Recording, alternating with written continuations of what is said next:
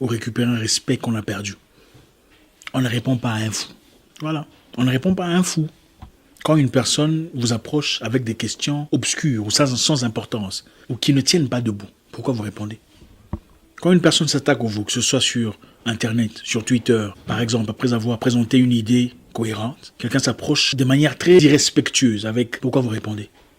On ne répond pas à un fou. Quelqu'un se présente devant vous physiquement avec des idées complètement absurdes.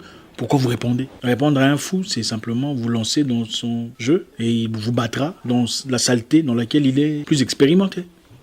On ne répond pas à un fou. On peut écouter, on peut saisir, mais on n'est pas obligé de répondre. On ne fait pas des débats avec un irrespectueux.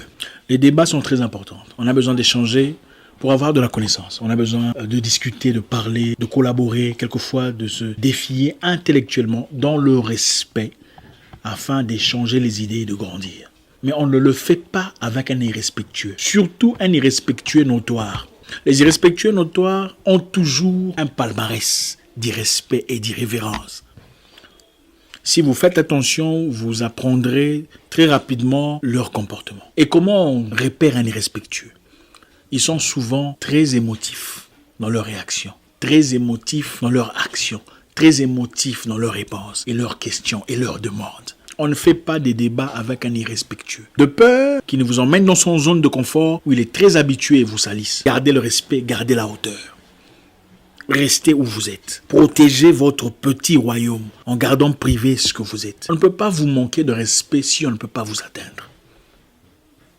Évitez toutes sortes d'échanges, des discussions avec des personnes épidermiques, des personnes à réaction à fleur de peau, les irrespectueux, les irrévérencieux, les malpolis. Très facile. Vous savez, ça n'a rien à voir avec l'âge. Aujourd'hui, vous trouverez une personne à 45 ans en train d'écrire des bêtises sur Internet. C'est très fréquent. Malheureusement, ça n'a plus rien à voir avec l'âge. Vous savez, à l'époque de nos parents, c'était différent. Une personne ayant atteint un certain âge se comporte